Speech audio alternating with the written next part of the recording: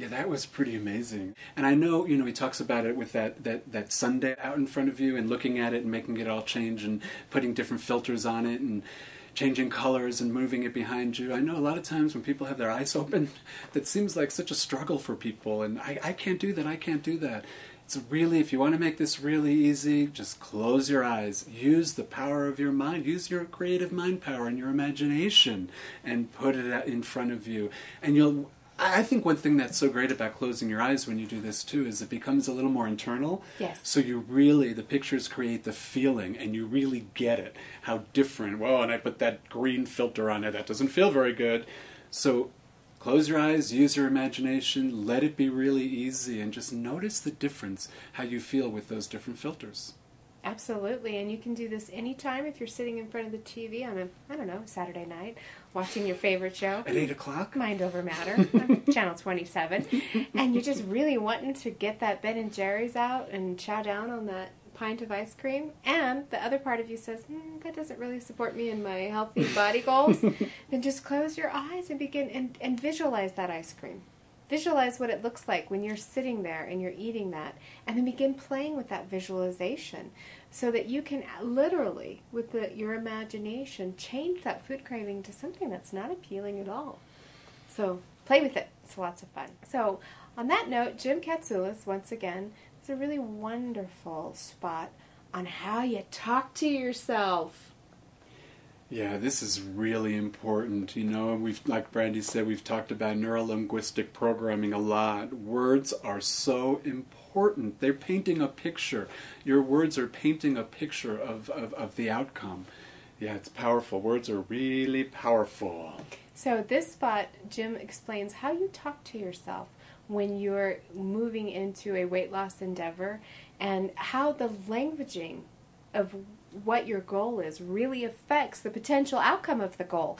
And this is something, I don't know how many shows or how many spots we've done, Mitch, where we talk about positive self-talk or what can happen when you don't have that, what happens in your body. And it's no different for any goal, weight release included. So really, if you have any kind of goal that you're moving towards, specifically with your body for tonight, pay attention to these words. They're so important.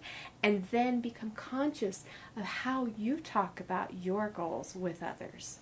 One thing I always tell people, clients, and even friends, even myself, is to always remember that when we speak so often, we're talking about what we're moving away from. And that doesn't really move us towards our outcome that we're wanting. So this is a really great clip to show you it's so important to start talking about what you want to move towards and to get that really. You'll see in this video, just watching this video, the difference in when he shows one thing up on the screen compared to something that feels really good. And I almost want to go run out and do it, So let's watch the clip.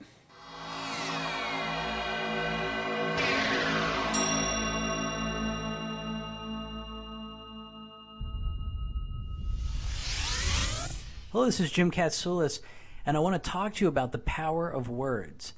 Anytime you want to create a change in your life, it's so important to describe the change that you want very specifically. Because when you describe it the right way, you're going to find that you can feel more motivation, more excitement. And when you can feel that, it's going to become easier to create the change that you want. A lot of times people sabotage their success right from the beginning in the way that they describe what they want. So I work a lot with weight loss clients. Let me use some weight loss examples. A lot of times people come in and they'll say, I need to lose weight, or I have to lose weight, gotta lose weight. It's some version of this where it implies that they're being forced to do it. Right? I need to. It's like saying I have to do my taxes. And so if you were left on your own, you wouldn't do it. But when you all of a sudden feel this force, it changes the way that you think about it. Now, notice what happens when you say to yourself, I need to lose weight, and you just change one word into, I want to lose weight.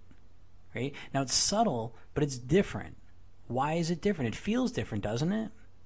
It's different because now all of a sudden, it's your own choice. You're deciding. You want to lose weight for whatever your reasons are. Right? What happens if you say, I'm so excited to lose weight. I've made up my mind. I'm going to feel so much better if I make this change. I'm excited. I can't wait to transform my body so I can wear these clothes, so that I can, feel more attractive, so I can feel stronger, healthier, more alive and vital. Right? So it's whatever reasons are important to you, but when you describe it that way, doesn't it feel different? Right? Same process, but it feels different. Now, let me give you another example. Again, sometimes you'll hear people say, I'm going to try and lose weight. I'm going to see what happens. Right? I'm on another diet. We're going to see what happens.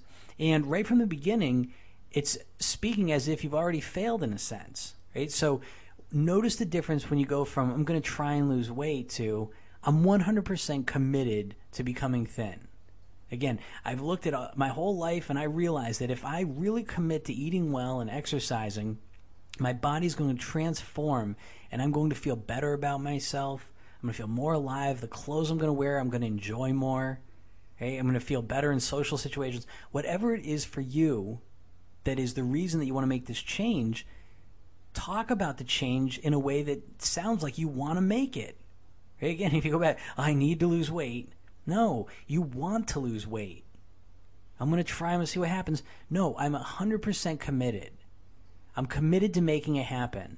And I know that sometimes I'm going to make mistakes and fail, but I'm going to learn from them and I'm going to make this change permanent because it is so important to me. It's going to be so enjoyable to live my life this way. Right? So you can hear the power in that. See? And the only difference is the words. So choose your words carefully when you describe what you want to accomplish, the changes that you want to experience. And you're going to find that they become much, much easier. Thanks for listening. Have a great day. I love Jim's voice. It's a really nice voice. He's fun to listen to. So that's pretty much our show for tonight, folks. Really talking about how you can reach that healthy body, that ideal weight, that ideal size and shape, whatever that is for you. And I think the most important takeaway from this show is that when you're moving towards a goal for your body, it's not just about the exercise and the food intake. Yeah, that's a large part of it. But an even bigger part is what you are doing and saying in your mind, because your subconscious mind always drives your behavior. So consciously you can say, I'm going to stay away from chocolate cake, and subconsciously be pushed towards that. That's when people say, I don't have any willpower. It's not about willpower. It's about changing the subconscious picture and the subconscious messages that you're giving to yourself about reaching your goal. So please, when you move forward to reach this ideal size and shape, mind, body, spirit, it's a holistic deal. We can't separate one from the other. We need to look at all aspects of our being to move towards where we want to go.